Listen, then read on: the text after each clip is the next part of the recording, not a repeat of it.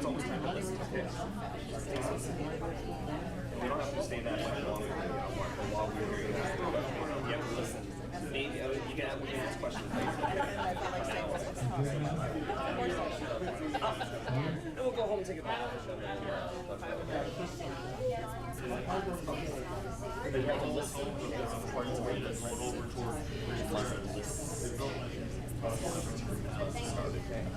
Okay, let's find our seats again.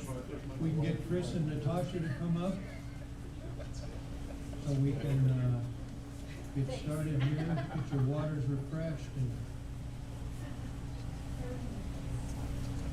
ready to go. So as everybody knows, the election is just a little day less than 2 weeks away on the 26th for the 63rd Assembly. So, Chris, you're over here. Okay. Lots of order.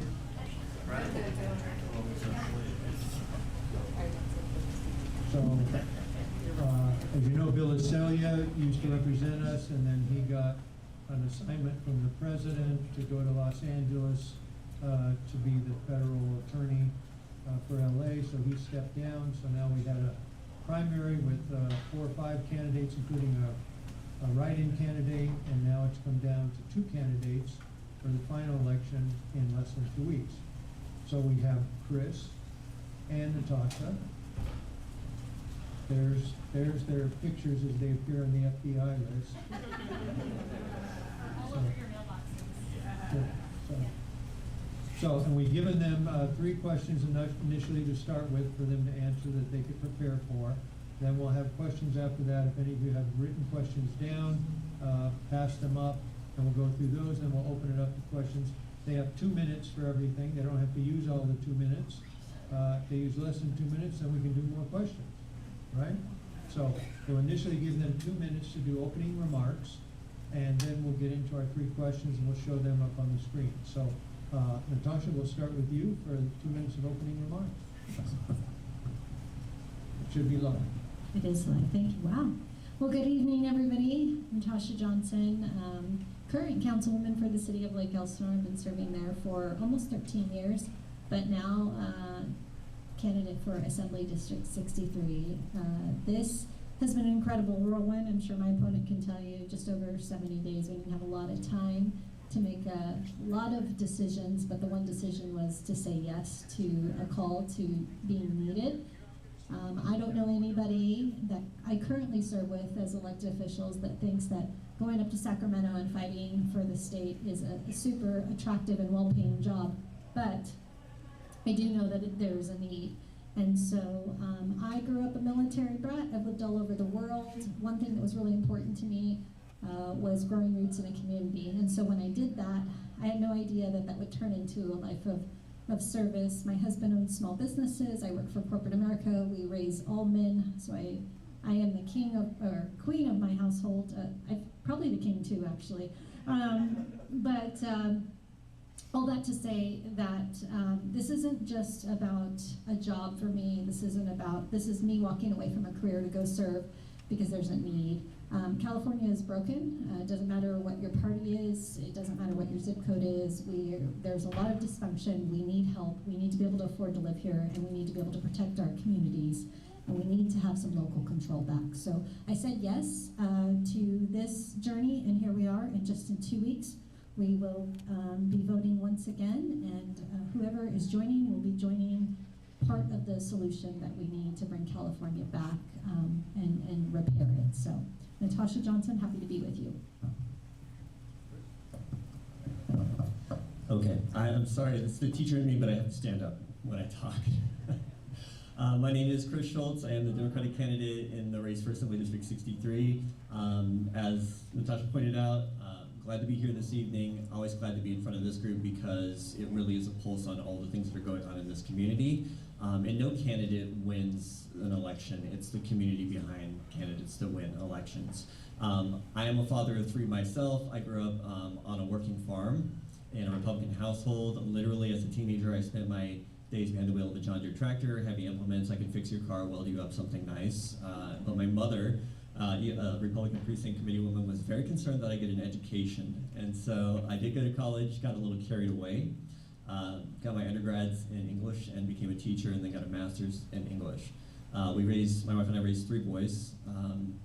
Ultimately, we also have a small business, run a large family child care home from our residents. So I've been in the education game for 27 years now, have a pretty good feel for things that we really need to do that should make a difference, and that we've gotten off track about and gotten distracted instead of paying attention to. Additionally, I'm an everyday Californian, so as duly pointed out, it's highly unaffordable anymore, and it's just getting worse, and so we need to make sure that we're doing meaningful intervention to do something about that. And then lastly, we need some economic diversification in terms of how our communities are growing. We have a lot of logistics and warehousing. We can't just keep doing that forever and in perpetuity. We have to decide what we want. We have to go after that. We have to get state level resources brought back to our communities. We have to let our communities decide how to use those. And we need to make sure that we're creating communities where people can afford the homes that are being built there, where people can afford to live in them, and people can afford to stay in the communities where they're working, so they don't have a zip code of my car on the 215 or the 15. So, pleasure to be here tonight. Again, I'm Chris Schultz. Okay, our first question for the candidates that we had given them has to do with political independence and party influence. Both candidates have received significant party endorsements and support. Research indicates that legislators often vote with their party over 90% of the time. How will you balance party loyalty with the specific needs and interests of District 63 constituents? Can you provide an example of an issue where you might be willing to break from your party's position if it better serves your district? And we'll start with Chris with this one. Yes, we do have a decent amount of party support, and I think it's going to take some of that no matter who you are. You have to be able to build a coalition. You have to be able to operate. I am going to point out, first of all, that we do have a supermajority, and as a Democratic candidate, I have an opportunity to more easily affect change in the legislature and to build those relationships that can get things done for the community. We haven't gotten a lot back from our leadership, or our representation rather, in our last representative, and so we definitely need to make sure that we are getting resources back to the community and policy that makes sense done in the legislature. In my case, people who know me will tell you that I am always about what's right. I don't care who happens to be right. I'm always about a good idea. I don't care whose idea it happens to be. I currently am on this is my 3rd elected term on the executive board and bargaining team for my local education association. I represent folks who are on all elements of the spectrum for ideology. Don't care where the good ideas come from. I'm willing to push back. People who know me within the party also know that I've done some intra-party pushing as well. I'm not afraid to clap back and say, no, that's not what I'm going to do. That's not what makes sense. And so I'm not afraid to do that in Sacramento. And I've been in rooms before where I've said, I'm not afraid to tell anybody no if that's the thing that makes sense. So I'm going to leave it at that because that's the bottom line. I'm not afraid to tell anybody no and to do what's right. And I don't care whose idea it was or who gets the credit. Thank you. I've spent a career in spaces where results matter more than talking points. I have run a city for almost 13 years. I have run a business. I have raised a family, which is harder than any of all those things put together. And I will say that I never forget that I serve people and not a party.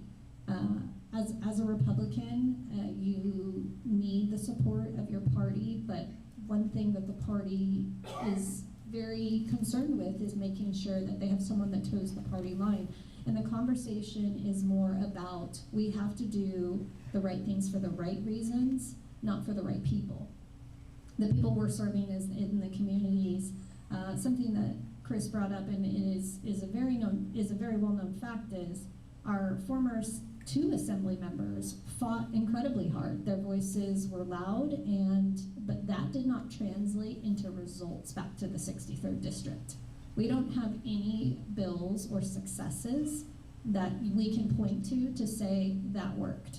So serving in local government, you have to build relationships. You cannot do it alone. Those relationships will be vital for me. They are key as I walk into this. They were the consideration and why I said yes, because Republican, Democrat, Independent, everybody has to work together. We have to work across the aisle. We have to work for the people, and those conversations have not been collaborative. They have been one way. So I think your question was specific. Can you give us a reason on where you would break party lines? I will leave it at, we have to do the right things for the right reasons and bring some common sense back to Sacramento. People have said to me during the 70 days, if it was so common, then why don't we have more of it? And they're absolutely right. We need rare sense in Sacramento. We need to make some changes that maybe people don't understand, because we have done the same thing over and over and over, and it's almost the definition of insanity. Supermajority or not, we need people that are ready to lead. I'll leave it there. Thank you. All right, the next question has to do with a little closer to home, utility infrastructure and wildfire safety. Following the January 2025 fires in Altadena and Pacific Palisades, Southern California Edison proposed undergrounding 150 plus miles of power lines in those areas. They actually proposed to do power lines in other areas even before that fire throughout California. However, communities in District 63, including parts of Riverside, Toluca Valley, and Norco, also face wildfire risks that aren't included in similar undergrounding plans. How would you advocate at the state level to expand utility safety improvements to our district? What specific legislative or regulatory approaches would you pursue, and how would you work with the local officials and community stakeholders to advance this goal? And I'll add to that, one of the stumbling blocks is our own city council that has voted for overhead wires and will not bend, at least so far, on the undergrounding. So, Natasha, we'll start with you. This question was, I saw the questions this morning and I thought, gosh, this really hits home. The community I serve in Lake Elsinore, we weren't just prone to wildfire. We actually did have a wildfire that came over the Cleveland National Forest called the Holy Fire in 2018. So when you've had to lead in decisions and make decisions in real time, you don't have time to study things, and you don't have time to think about analysis. You have to make real decisions for your community, and that has given me a lot of perspective. There's no handbook for leading through disaster, but what it has given me is a very in-tune insight into what we need to do. There was never any mitigation. The hills and the national forest that burned behind us had 100 years of fuel because there was never any fire mitigation. So having that experience helps me advocate for what we need, not just because we're not as wealthy as some of the coastal cities. We still deserve the right infrastructure and a proactive measure to protecting wildfires. Specific to the undergrounding, I don't know if I'm doing that, but I apologize. Specific to the undergrounding, in the city that I currently serve in, we actually fought for underground. We did fight with the CPUC, and we came upon a compromise where we did half power lines and half undergrounding. It's based on cost. The utility company, Edison, who we were working with, the cost is just astronomical to underground, and it comes down to the penny. So what we did was we just fought and came to a solution that our community could live with, and I think not giving up. We were told no several times, and then took the fight ourselves on with the CUPC, which is the California Protection Utility Company. So I'm going to take that same approach with real experience for what I've experienced in our city, and I'm going to take it to Sacramento, and we're going to continue to fight.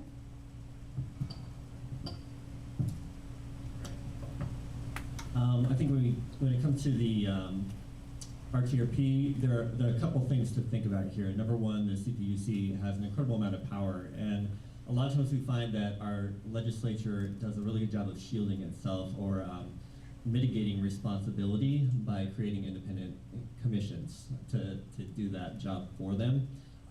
So I think there's a little bit too much power in CPUC, and so that could use some checking.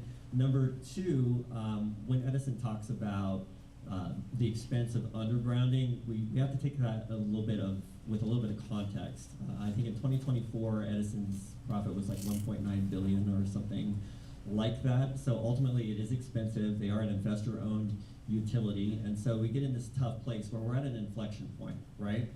Do we underground? Do we not underground? Is it too expensive for Edison? Is it not? Do we use a stick or a carrot to say, all right, let's make the right moves, let's do what the communities want, let's get back to letting the local folks make decisions about how to deal with that in their localities?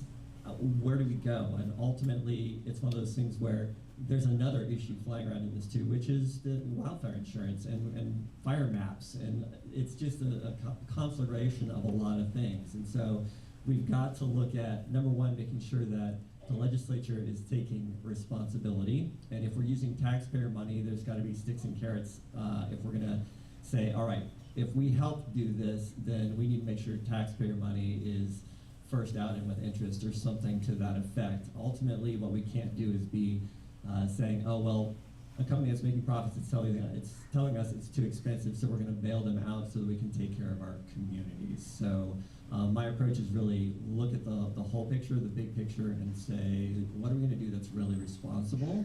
And let's make sure as legislators we're accountable. Okay, our next question has to do with Proposition 36, implementation and funding. Prop 36, supported by 68% of California voters, enhancing penalties for repeat drug and theft offenses, but lacks dedicated funding for treatment programs and enforcement. What is your position on Proposition 36? And regardless of your stance, how would you address the implementation challenges? What specific funding mechanisms or legislative approaches would you support to ensure adequate resources for both public safety and treatment components?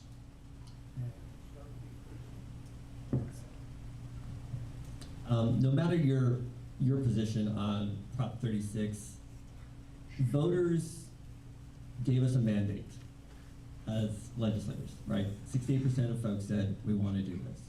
The way it was written as a prop, no funding was attached to it. So it's unfortunate that we're able to get a ballot measure passed without a funding stream, and then it's left to the legislature to figure out, well, where is that money going to come from? So there are a couple of pieces with that. Number one, if the voters tell us, here's the mandate, then we've got to figure out how to fund it. Number two, I've seen a number of conversations around, use a Prop 47 savings or use Medi-Cal, and we already know that Medi-Cal's got an extreme shortfall for any number of reasons. Where I'm at ultimately is saying the voters said they wanted something different to happen in terms of crime, whether it's smash and grab, whether we want the treatment, but we drive by each other a lot in the night. If you look at Prop 1 and mental health and all those resources, if you look at what we're trying to accomplish with 36 and no funding stream, so it's like, this is another one of those things where we need to get money back to the communities, the counties, the localities who deal with this stuff up close and know what actually needs to happen with them. So do I want more crime? No, I don't want more crime. Do I want to make sure that the folks who are ensuring that on the front lines have the resources to do it? Absolutely, I want to do that. But ultimately, as a representative of the people said what needed to happen, and what I believe one way or the other, or how I voted, that's my job as an assembly member. So I'll leave it at that.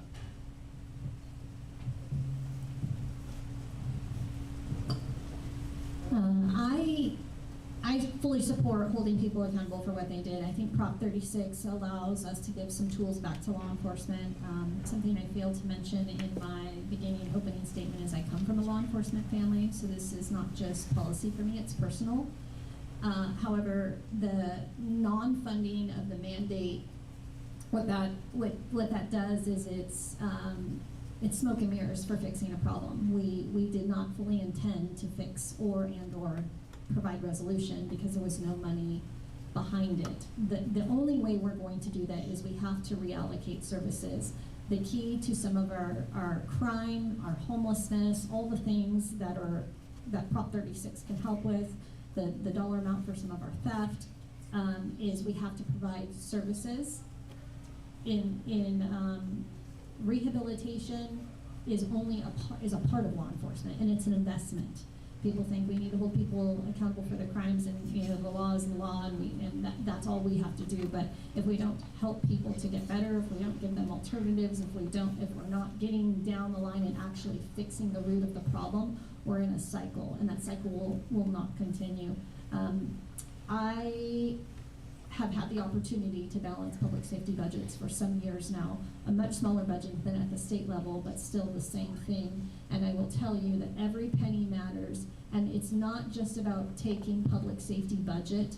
60% of any local city's budget goes to their actual enforcement. But there's another 40% that it can be allocated in anyone's public safety budget to the right things for the right reasons that help us get past that. Prop 36 needs the proper funding, and we need to go up to Sacramento, and we need to make sure that it is funded so we can use it as intended.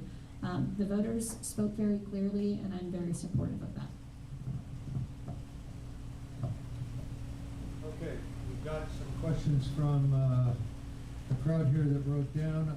Let me give you one.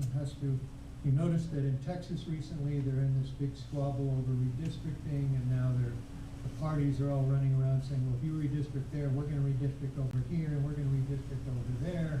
And so what are your thoughts on that? And what are your thoughts also on, like in California, now that we have the current primary laws where the two top, go to the finalists, we really don't have a need to declare what party we're in. Because you can just claim whichever primary ballot that you want. So should we go that way and eliminate, you register to vote, but you don't declare a party? That way redistricting would come down to just geographic areas and what you find. So interesting to hear your thoughts. Natasha?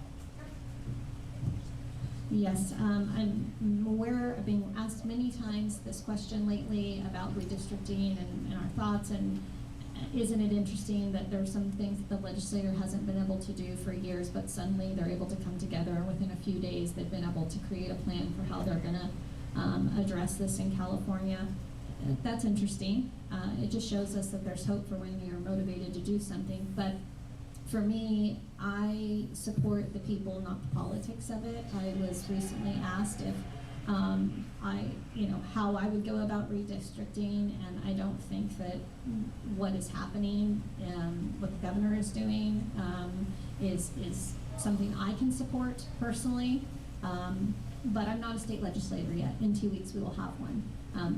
If and when we win and we're headed up to Sacramento, I will continue to fight for people over the politics.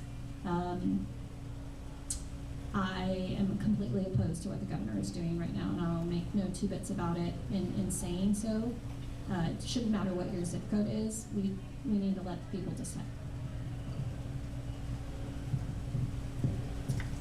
I've been asked this question in a number of different settings, and there's so many other things we need to be worried about right now. I really wish that Texas could just settle their differences so nobody feels the need to have to counter that in some extreme fashion. Really, this is not an additional issue either of us thought we'd be addressing at this moment, and there are plenty of other things in California that do deserve more attention. So to the first part of that question, I wish we could just focus on other things. I don't support the whole redistricting thing, but when I say that, I don't support it at large. It's like a lot of national politics are playing out into state politics and local politics, and that's not where they belong. So that's my position, crystal clear on that one. The other piece, I think the second half of the question had to do with, we have the jungle primary system. What about the partisan piece? And I think that's, not to make light of it, but I think that's a question that's been asked for the ages, right? Do we need the partisanship? Do we need the partisanship? Do we need to declare? I don't know, ask anybody who's run without a partisan designation, and then they'll probably tell you it's trouble, it's hard, and the system that's in place is probably not going to let folks do that. So that's a sort of answer to that. I think in a perfect world, there are a lot of things we would do differently. Right. Yeah, and I think if you go back and look at the experiment with MPPs and DTS, you get a sense of where Well, that goes. originally, that's the way it was. Before the 1840s or 50s, the parties were responsible for the primaries. The government wouldn't do it. And then in the 40s and 50s, people started complaining to the federal government that there was all kinds of fraud and corruption going on in the parties, that they couldn't get their candidates up. Everyone had an Iowa caucus, right, like we see today. So they go to the caucuses and say, I want Chris to be the candidate. And they'd say, no, we want Bill. And nobody knew who Bill was. It was just the party officials that wanted him. So then they complained so much to the federal government said, well, we're gonna have to take over the primaries. But in order to take over the primaries, we're gonna have to know what party everybody's in so everybody gets the right ballot. So that's how we ended up today with registering by party, was because of that. But prior to that, it was the party's responsibility to do their own primary, and it was their responsibility to come up with their candidate to put on the November ballot. And that's the way it originally was. So, anyway, didn't mean to go on that. So let me follow up with another question on housing. The RENA numbers, which I'm sure you're familiar with, that the cities and the counties have been forced on by the state, and it's even come down to the fact that they're even sending letters. Our own city of Riverside got one recently for 49 units down at La Sierra and Victoria, where they had 49 units up to the city council. The state sent a letter to the city council before they voted and basically said, look, you better vote on this the right way, or else you could be in violation of potentially 2 laws. Now, my opinion of that was the city council should have just not voted on it, because now they had a conflict of interest. They've been threatened. But, so do you go along with this whole RENA numbers and pressuring the cities and counties to add more housing when the population growth is not adding up to what the RENA numbers are claiming the housing should be? So, Natasha? This is a great question. It is one of the biggest frustrations of local government in leading, trying to meet the state's recommendation of RENA numbers. And time again, when pushed back and asked what's the actual equation for how you determine a city, is it geographical size, is it demographics, is it square miles, is it, tell me what it is, because the numbers do not match the communities. The community that I'm serving in right now, if we don't, similar to the city of Riverside, if we don't hit the RENA numbers, not only are you are in violation, you're fined, and they can withhold state funding. So tell me how that makes sense. If you don't do it, then you don't have the money to do some of the infrastructure, the street repair, the things, because I promise you, I know everybody says those are my taxpayer dollars. When you see the breakdown of what we actually get for the taxpayer for property tax and sales tax, that is not the majority of what is fixing roads, putting lights in, protecting the community. It's a portion. And while taxpayer dollars are a big portion of that, state funding is still a part of what we have to accept to be able to do this. So the frustration in Sacramento is they have a system that is this. Riverside this, Eastville this, Norco this, Corona this, but no one in Sacramento actually knows the growth, the speed, the economic development or lack of, the traffic analysis. I mean, you're talking things that really impact a community that are not considered in an equation. The RENA numbers need to be reevaluated. There are many cities that will not meet their RENA numbers coming up very soon, especially with Riverside County being the 2nd largest county in the state of California, and this area being the 10th fastest growing in the nation. We are not going to meet those numbers. We are not going to be able to, so the only way to do this is to take it apart and fix the system, because the current approach is not going to work. I am completely against these standardized RENA numbers that are currently in place. I think we need to do better, and we can do better. I think that's a place where we agree. We need to do better, and we can do better with that. Ultimately, I think sometimes we carry a little bigger stick, and we forget that sometimes carrots work also, or a combination of carrot and stick work. And this is one of those situations where I tell people, and I've been in front of a variety of city councils where I've said this, and there's record of it. You know, the people of Norco are always going to know most about Norco. The people here are always going to know most about the communities that you're in, the people in Menifee are going to know most about what's going on in Menifee and what growth looks like there and what they need. And so ultimately, and I know it's not, local control is not necessarily a thing that you expect to be always pouring out of a Deb's mouth, but in this case, it's like, especially in Assembly District 63, where it's a little bit rural and every community has a very different kind of character, you've got to make sure that you're getting the resources to local government and municipalities, and you're letting them do what they think is best with it. And yes, we need to increase housing, but you can't pie in the sky, throw a number out and say hit it, and then beat people up when that unreasonable number isn't met and take away resources. I'm actually in agreement on that one in terms of we need to find another way to do it. I'm going to leave it at that. Great, thank you. To follow up on that, one of the other big problems with the RHNA numbers is they don't use the whole county as a whole, because you can have neighboring cities like we have here. Riverside has a goal of 18 or 19,000. Moreno Valley's got 13,000, but they've already approved 15,000 units. So can you take that into account that they've already approved more? You got Marietta or Menifee that's approved 10,000 units, and then where are they going to be traveling? Right up through this area, right down through our streets.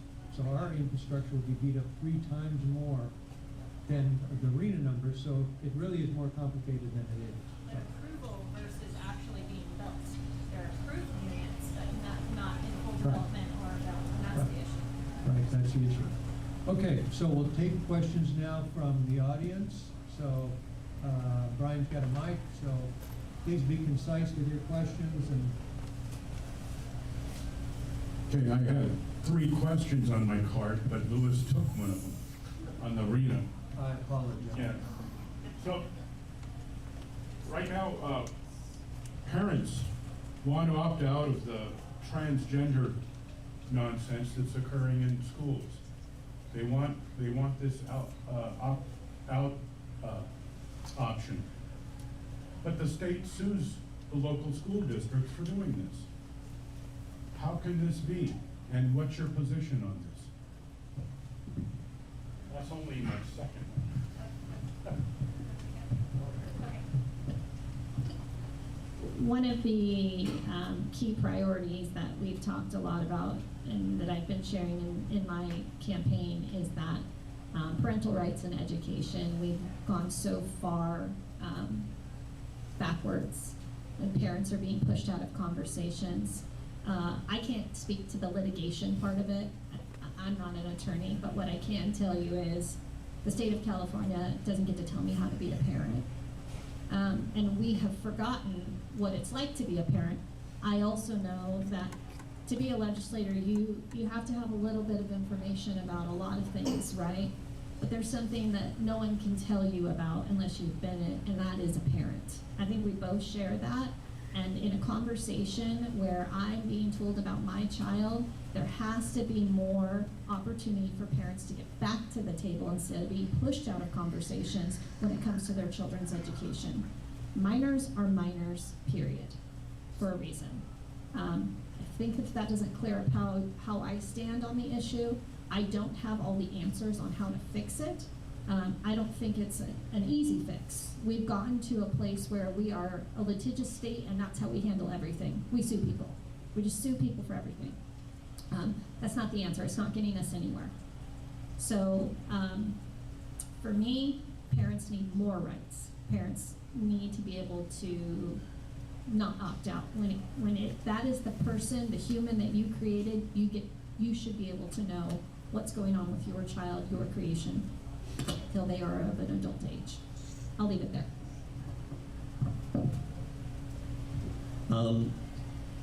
From my perspective, 2 things. Number one, you have to understand this is year 27 as an educator for me, also a father of 3, and also my wife and I have a childcare business. And so one of the things that has always perplexed me as a teacher, and I get to be in the middle of some of these conversations or in school board rooms where policy is at question. And I'll say 2 things. Number one, parents have a ton of rights.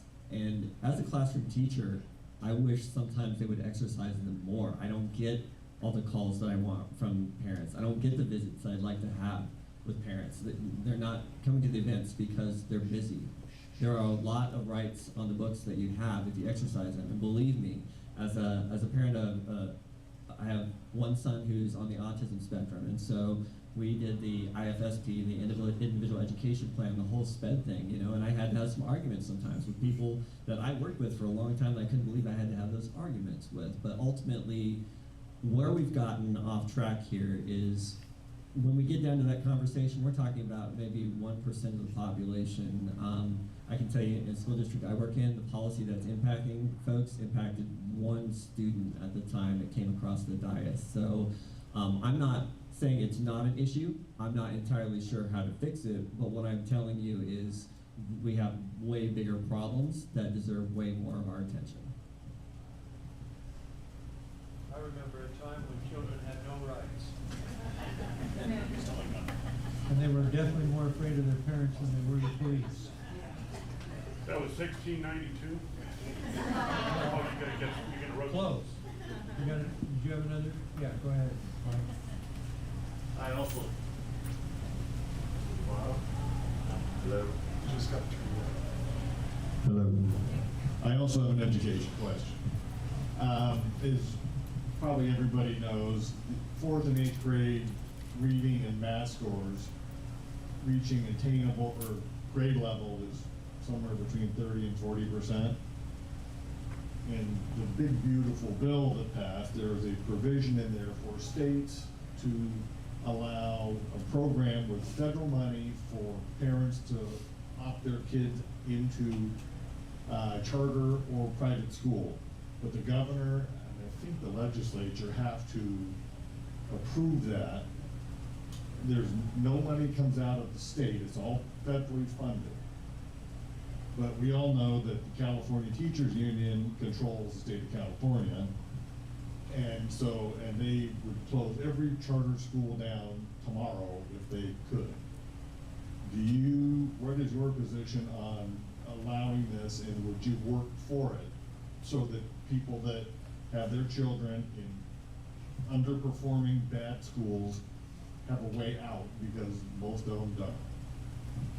Thank you. All right, I'll take that one. And again, as an educator and a parent, that's a very personal question to me. We know two things. Number one, having spent a career in education, I'm a little suspicious of the feds because they have this habit of unfunded mandates. Most education funding ends up coming from states one way or the other. Not all charter schools are bad. I'm going to say that. There are some that are particularly effective, and especially in some underserved communities. There are a lot of them that don't outperform public institutions. And so when we start talking about resources, my number one concern is in fixing that 4th and 8th grade problem is, are we ever going to commit to actually doing what we need to do to our public education system? Because a lot of the advantages that get touted for charters are things that I sit across the bargaining table and go back and forth about every year. Like, should there be 33 kindergartners in that classroom with one teacher? Is that best serving your kid or your granddaughter or whoever? Or, ultimately there are a lot of things to be solved, and if there's a solution to be had, I feel like this is another time of going in a third circle during my career where we're trying to solve the same things the same way, and it's that definition of insanity.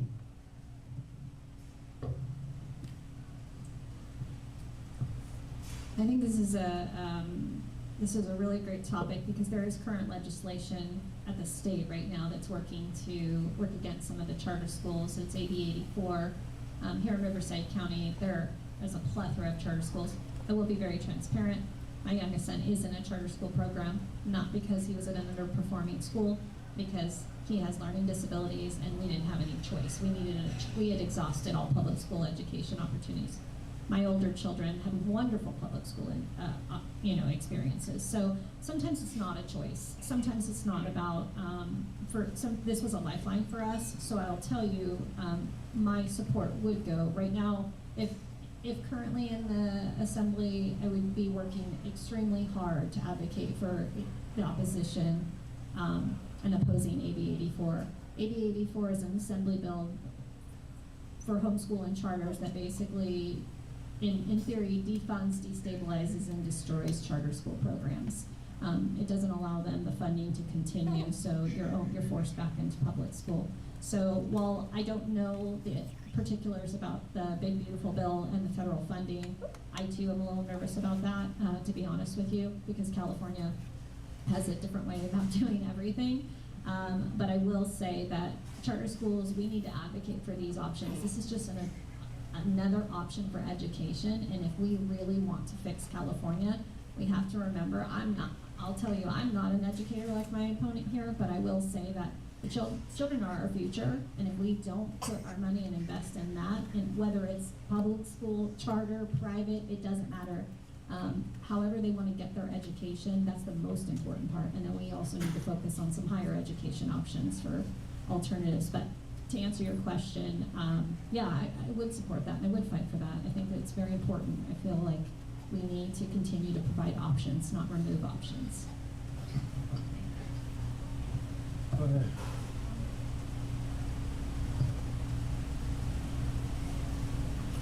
Can you hear me? Oh, good.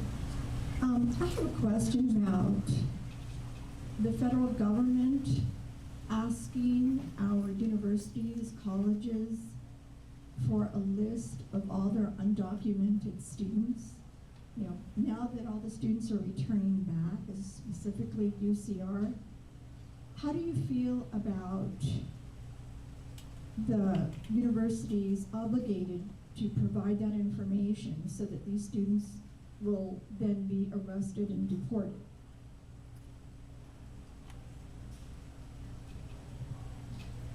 I took the last education question first, but You are an educator, sir. Yeah, I'm just gonna give you the reaction to that because I don't have all the information. I don't know exactly, I haven't heard that this is currently a process. Is this a proposed? I'm not sure. This is not something I've heard of. It has been asked of universities, Here locally, not locally yet, yeah, because I haven't heard about it. but it could happen. Sure. I think government's overreach is tough, but I will say that if there is a reason, if there's funding tied to it, I know that there's probably going to be a connection that says that for certain programs and such, you're going to have to prove, and with that, I'm not sure that it's about what I think, it's about what we need to do and how we need to figure that out. If there's undocumented folks that are trying to better themselves and educate, then we need to provide a pathway for them to become documented and legal and do it the right way so that they can continue on with their education and be great citizens of our community. But I'm not sure that this is an issue right now, but it's good to know that it's a potential, something we need to think about. I think I'll echo some pieces of that, and I can think of, I've told this story before in places, but I had a young man in an evening course. It was an English composition course, and he was from South Korea and had gone through the process of becoming a citizen. And he was really kind of an angry young man, and so I got to know him decently well, and it had taken him 5 years and thousands upon thousands of dollars to become a citizen, and he spoke and wrote 5 languages in English way better than a lot of the students that I had in the class. And so ultimately this is one of those cases where if we have problems with immigration, I'm not sure we're going about solving them the right way at the moment. We need to make sure that there's an accessible path to legal citizenship, whether you're a student or whether you're an immigrant, period. It needs to not take thousands and thousands of dollars and years and years and years to do it right. We need to make sure that we're fixing the system that's broken, because a lot of what we're seeing are symptoms of the fact that the system is broken and we've yet to fix it. So we're treating the symptoms in an irrational fashion at the moment instead of fixing the problem. At least that's my take on it.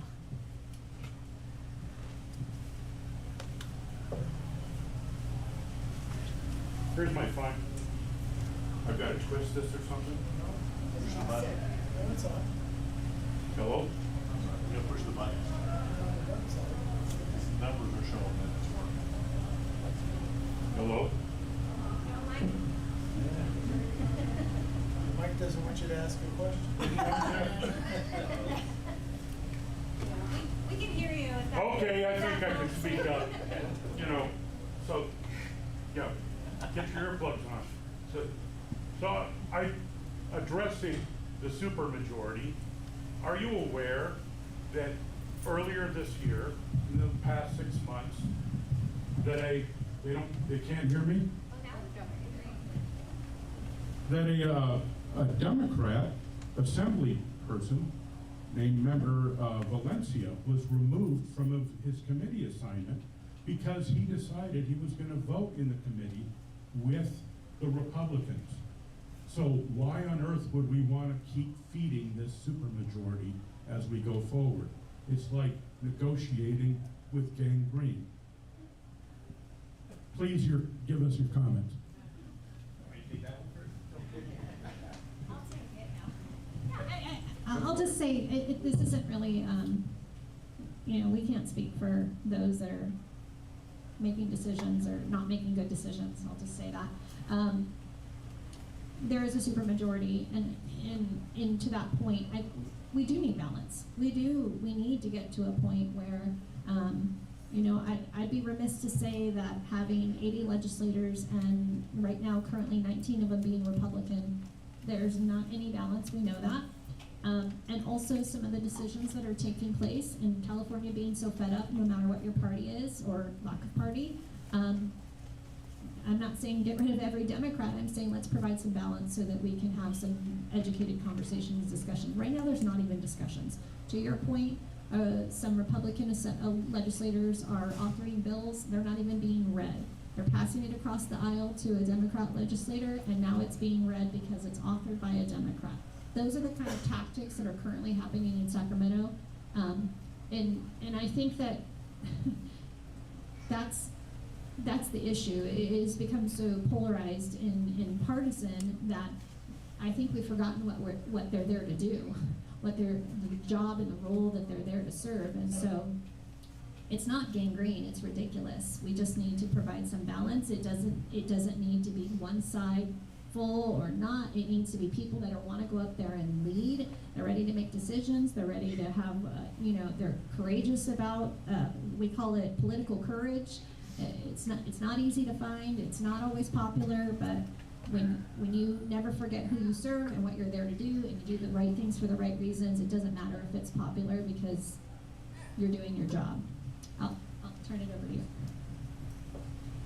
I tell people one of the easiest things to do in politics is forget who you are, and I'm too old for that. At this juncture, who you see is what you get, and you can look at it that way. But I think Natasha made a lot of good points in terms of there's got to be some sensibility, and I don't know that it happens just by throwing out the baby with the bathwater. I think it happens incrementally when you find the right people for the right seats, who have their heads screwed on straight and are willing, again, as I told you earlier, I'm no respecter of who had the good idea. If it's the good idea, then let's take it and run with it and make it happen. And if right now I have the capacity to exert a little more influence to get that good idea where it needs to go, whether it's picking up somebody's bill and running it, if that's what it has to be, then that's where we are.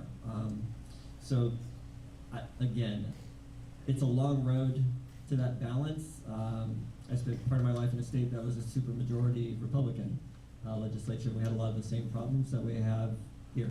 So we do need to have some balance. I don't know that it necessarily comes with the label that's behind your name. I think it comes with the people that you put there. Okay, we got time for one more question.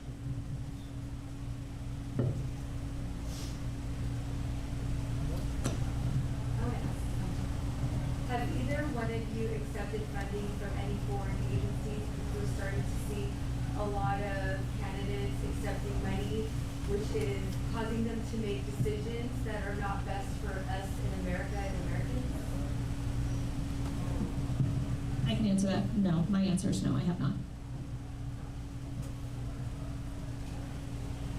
Two no's. That's the fastest answers to questions we've ever had.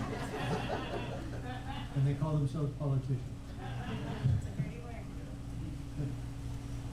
Any other? Let's see what else I have here. Transportation and infrastructure. No, all right, we'll let you do your closing remarks. 2 minutes each. Who wants to start? I started. Okay, again, pleasure to be here tonight. Always appreciate the opportunity. I love how in tune this group is with the community because every time I come here, I learn so many things. So keep doing what you're doing. This is what community action and civic engagement looks like, and I wish it looked like this in a lot more places. So kudos to you on that front. Again, I'm Chris Schultz. I'm a father, husband of 30 years to my high school sweetheart. Got 3 kids. Came from a blue-collar background. Put a career in education. Life, again, probably would be far simpler not doing this, but there comes a time where you stand up and say, enough is enough, and somebody's got to do something, and this is what I can do. You know, I don't have aims to be a congressman or run for governor or anything like that. I just want to do good work for my neighbors. And part of that initiative comes from the fact that we haven't gotten a lot of good work done out of our representation in Sacramento for Assembly District 63. So ultimately, I'm going to ask for your vote.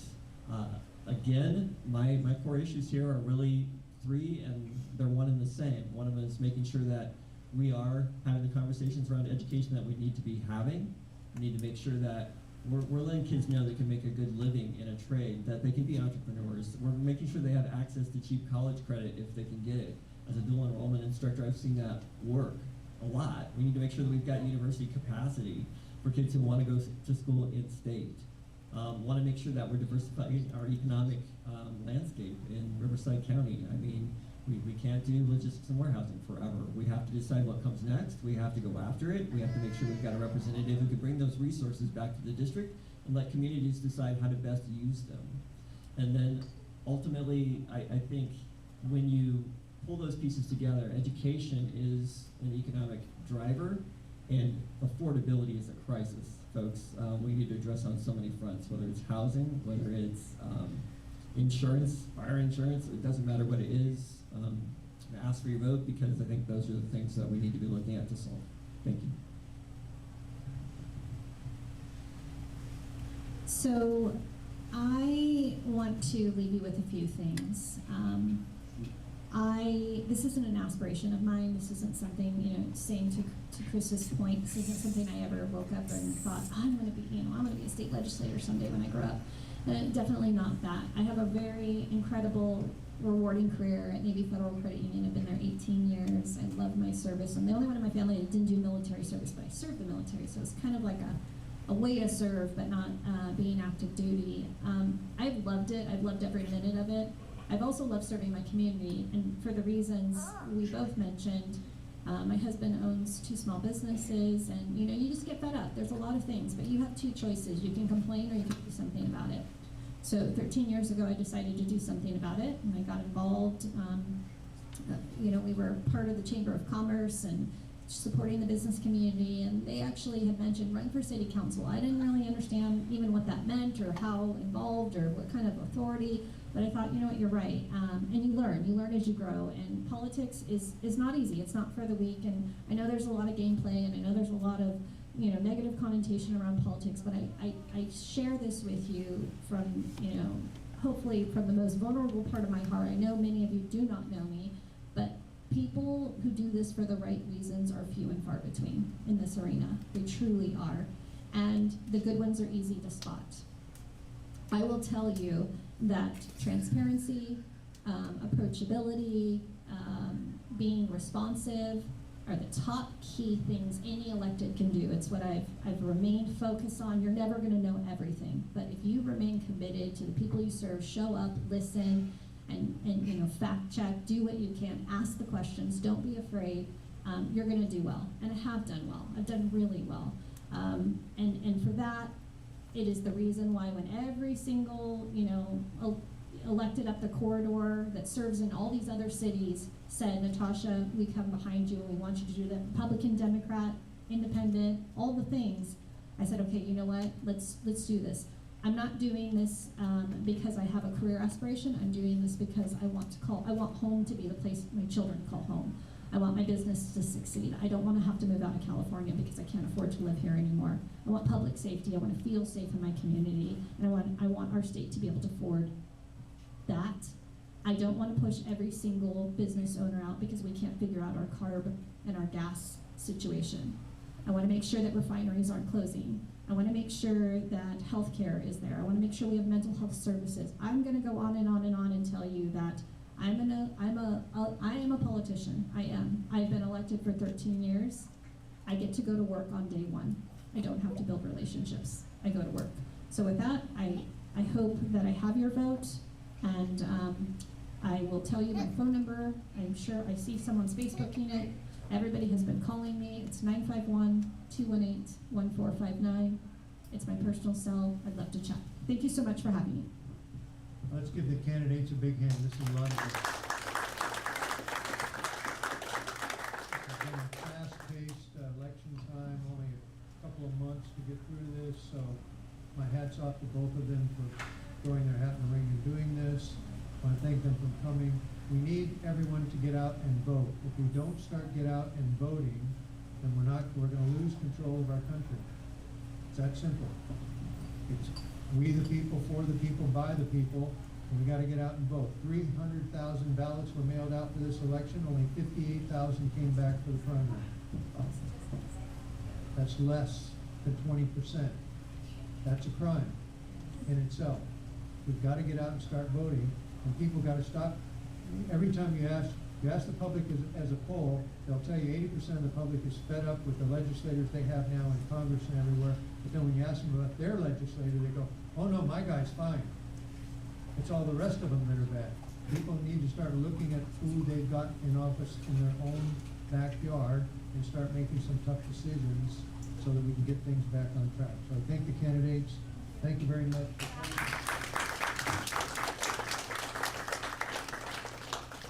And thank you all for coming. We'll see you next month. Yes, you only put one test during